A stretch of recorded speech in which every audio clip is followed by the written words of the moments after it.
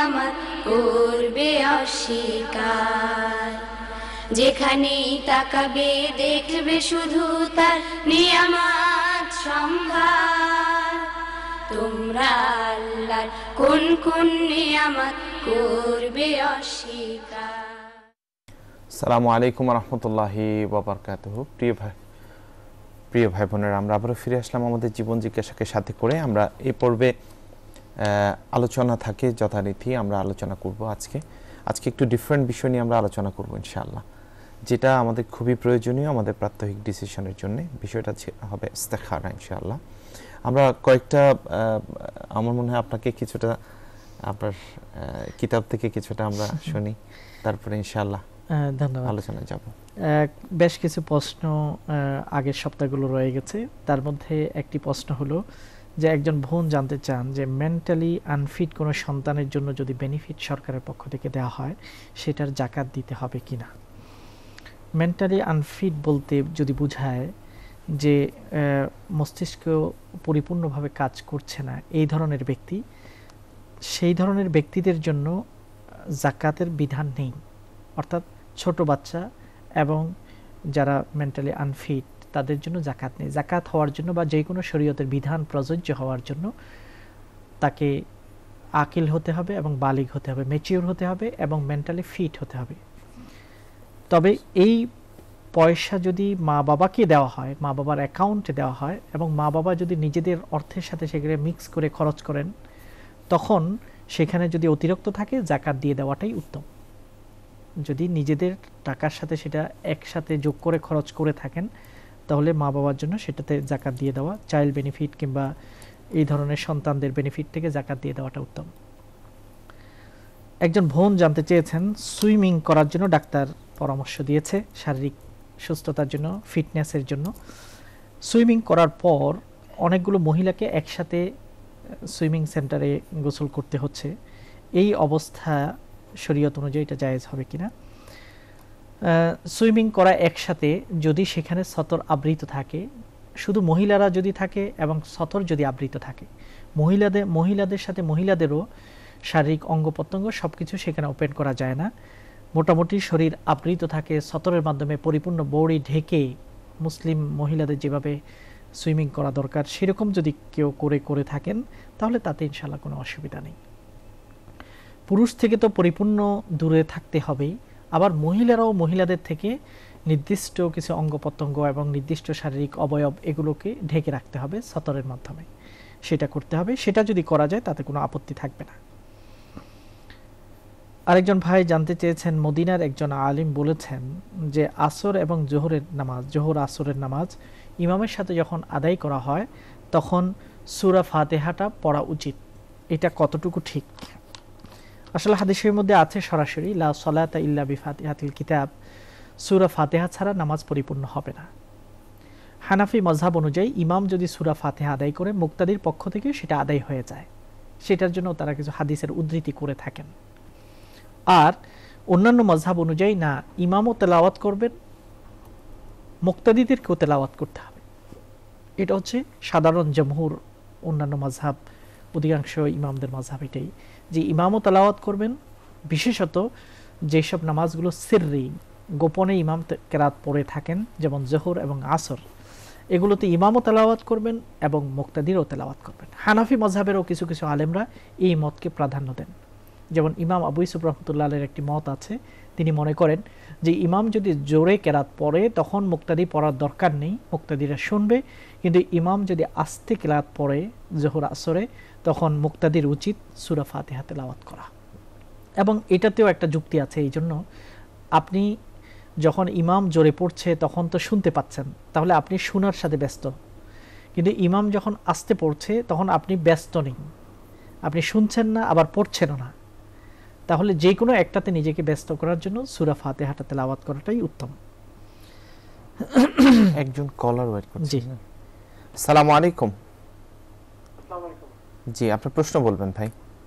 জি ভাই, আমি আপনাদের প্রোগ্রাম, বিশেষ করে এই আপনাদের প্রোগ্রামটা আমার অনেক ভালো লাগে। আর মাশাআল্লাহ, ওনার কথাগুলো শুনতে আমার খুব ভালো লাগে। কথা বলেন। আমার প্রশ্নটা হচ্ছে ভাই, আমার এক ফ্রেন্ড, উনি বিয়ে করছেন 5 বছর 6 বছরের মতো হয়েছে। তো অনেক সময় ওনার ওয়াইফের সাথে ওনার প্রবলেম হয়, তো ওয়াইফ কিছু প্রবলেমের পরেই ঘর ছেড়ে আপনার ওই বাপের যেমন ওনার ফ্যামিলিতে চলে যান। তো ওনারা যাওয়ার পরেই শুধু বলেন ডিভোর্স দিয়ে দেবো, ডিভোর্স দিয়ে দেবো। এখন আমার ফ্রেন্ড অনেক চেষ্টা করছে যে আবার এটা ডিভোর্স যেন না হয় এর জন্য চেষ্টা করছে, না ওর ডিভোর্স দিতে চায় না। এখন আমাদের মতে ইসলামে কতক্ষণ পর্যন্ত আপনার চেষ্টা করা দরকার যে আপনার ওয়াইফের সাথে আপনি থাকবেন কিংবা ডিভোর্স দিবেন না কিংবা এরকম, আসলে এগুলো কথাগুলো আমি একটু জানতে চাই ওনার কাছ থেকে প্লিজ। ঠিক আছে, জি ধন্যবাদ আপনাকে। আসলে এই জাতীয় অনেকগুলো প্রবলেম সামাজিক ব্যবস্থায় বা সংসার জীবনে অনেকেই মুখোমুখি হয়ে থাকেন। এই প্রশ্নতে আমরা যেটা বুঝলাম যে একজন ভাই তার স্ত্রী প্রায় সময় ঘর থেকে চলে যায় বনিবনা না হলে এবং ডিভোর্স চায়, এবং তিনি বারবার চেষ্টা করছেন যাতে ডিভোর্স না হয়। এখন প্রশ্ন হলো যে কতদিন পর্যন্ত এই চেষ্টাটা করা দরকার। সর্বাত্মক চেষ্টা বলতে যা বোঝায় ততটুকু পর্যন্ত করা দরকার। যেমন আমাদের শরীরে যদি কোথাও কোনো অঙ্গ প্রত্যঙ্গে বিশেষ কোনো রোগ হয়, তখন ডাক্তাররা সর্বাত্মক চেষ্টা করে যাতে ওটাতে কাটা ছেঁড়া করা বা অপারেশন করা দরকার না হয়, ওষুধ মেডিসিন ইত্যাদি দিয়ে সেটাকে রিকভার করা যায় কিনা এটাই চেষ্টা করেন। ডিভোর্সটা হচ্ছে অপারেশন এবং সেটা হচ্ছে ফাইনাল স্টেজ। ইসলামের দৃষ্টিতে স্ত্রী যদি অবাধ্য হয়, কথা না শুনে, তখন তাকে বুঝানো, তাকে মায়া ভালোবাসা বুদ্ধি প্রজ্ঞা যে কোনো উপায়ে তাকে আয়ত্ত করার জন্য চেষ্টা করা উচিত। এবং স্বামীদের উচিত যে তাদের স্ত্রীদের যে হকগুলো আছে সেগুলোকে যথাযথভাবেই আদায় করা, বিরক্ত হয়ে না যাওয়া। এরপরেও যদি স্ত্রীরা যদি ফিরে না আসে, তখন তাদের অভিভাবক যারা আছে, গার্জিয়ান যারা আছে স্ত্রীর, তাদের সাথে আলোচনা করা। এবং তৃতীয় নম্বর পর্যায়ে হলো স্বামী এবং স্ত্রীর উভয় পক্ষ থেকে কিছু লোকের মাধ্যমে মধ্যস্থতা করা। এই চেষ্টাগুলো যদি কাজ না দেয়, তখনই একমাত্র ডিভোর্সের দিকে দেওয়া যায়। যে এই একের পর এক পদক্ষেপ গ্রহণ করা হলো, সালিশ করা হলো, বুঝানো হলো, মা বাবা বুঝালেন, কিন্তু কিছুতেই কিছু হচ্ছে না। তখন যদি সংসারটা আসলেই সামনের দিকে অগ্রসর করাটা অসম্ভব হয়ে পড়ে, তখন শরীয়ত অনুমতি দিয়েছে ধীরে ধীরে তালাক দেওয়া, একসাথে না, একটি তালাক দেওয়া এবং অপেক্ষা করা, তারপরে দ্বিতীয় তালাক দেওয়া, এভাবে করে তালাকের মাধ্যমে বৈবাহিক জীবনকে সমাপ্ত করা। কাজেই আপনাকে বিবেচনা করতে হবে, সর্বাত্মক আপনি চেষ্টা করবেন যাতে করে কাট আপ করতে না হয়। আল্লাহ চান না যে সম্পর্ককে ধ্বংস করা, আল্লাহ চান সম্পর্ককে গড়ে তোলা। ঐক্যকে আল্লাহ ভালোবাসেন, অনৈক্যকে আল্লাহ ঘৃণা করেন। দয়া মায়া ভালোবাসা শ্রদ্ধা সেগুলোকে আল্লাহ পছন্দ করেন। ঘৃণা বিদ্বেষ হিংসা ফাসাদ এগুলোকে আল্লাহ কখনো পছন্দ করেন না। আশা করি সর্বাত্মক চেষ্টা করবেন, আল্লাহ আপনাকে সাহায্য করবেন। আমরা আরেকটা কল নিচ্ছি, তারপর আলোচনা চলে যাবো ইনশাআল্লাহ। আসসালামু আলাইকুম। আসসালামু আলাইকুম। ওয়ালাইকুম আসসালাম ওয়া রাহমাতুল্লাহ। আপনার প্রশ্ন বলবেন। হ্যাঁ, আমি ইতালি থেকে বলছি। মাশাআল্লাহ। মাসুম বিল্লাহ ভাই, জি আপনার প্রশ্ন বলেন। হ্যাঁ, আমার প্রশ্ন বলতে আমি যে ওই ওনার নাম্বারটা একটু চাইতেছি। আচ্ছা, কন্ট্রোল রুমে আপনার নাম্বারটা বা ইমেল অ্যাড্রেসটা রেখে দেন। আর যারা মূলত শেখের নাম্বার চাচ্ছেন, আমি সবার কাছে রিকোয়েস্ট করব আমাদের ইমেল অ্যাড্রেসটা আপনারা যদি নোট করে নেন, ওটা শুধু উনি এবং আমি দুজনেই দেখি, আর কেউ দেখেন না। সুতরাং আপনাদের কোনো একান্ত বিষয় থাকলে আমার মনে হয় ইমেলে ডিটেলস লিখে পাঠালে এটা আমাদের জন্য সুবিধা।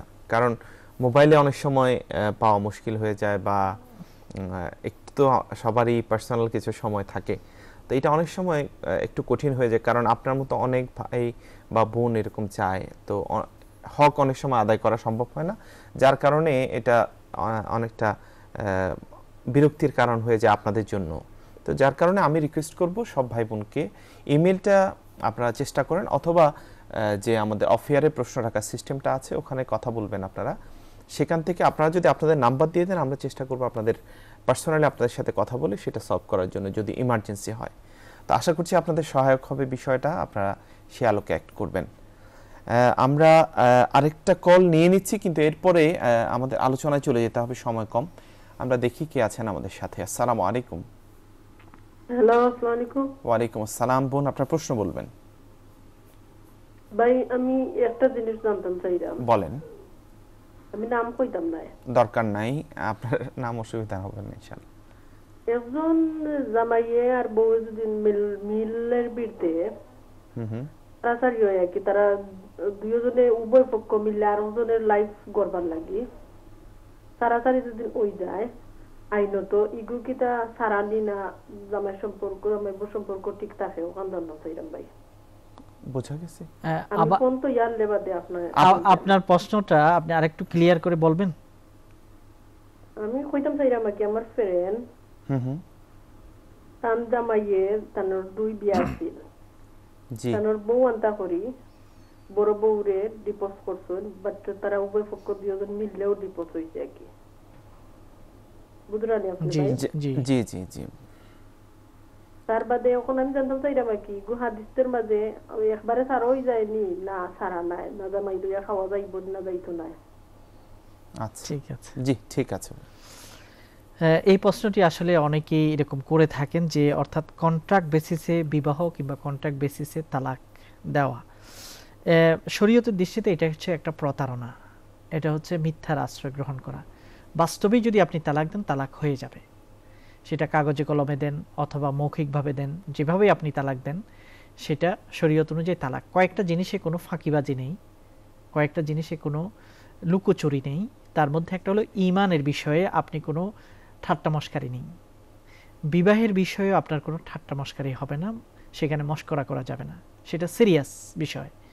একইভাবে তালাকের বিষয়টা সেখানে কোনো জোক চলবে না, তালাকের বিষয়টা সেটাকে সিরিয়াসলি নিতে হবে। এমনকি স্ত্রীকে যদি জোক করেও ঠাট্টা করেও বলে যে তোমাকে তালাক দিলাম, এটা কিন্তু শরীয়ত অনুযায়ী কাউন্ট হবে, এটাকে গণনা করা হবে। এজন্য এখানে প্রতারণার কোনো আশ্রয় যে আরেক বউকে দেশ থেকে আনার জন্য কন্ট্রাক্ট বেসিসে একজনকে তালাক আরেকজনকে, এই জাতীয় কাজগুলো খুবই ঘৃণিত, লজ্জাজনক, এগুলো থেকে দূরে থাকা উচিত। জি, আশা করি এরকম অনেকগুলো বিষয় আছে, এগুলো থেকে আমাদের পানা যাওয়া উচিত, আসলে এগুলো থেকে আমাদের দূরে থাকা উচিত। আমরা যাচ্ছি আলোচনায়। আজকের আলোচনার বিষয় হচ্ছে ইস্তেখারা, সিকিং গাইডেন্স ফ্রম আল্লাহ। আর আমাদের হাতে সময় আছে 6 মিনিট। ঠিক আছে।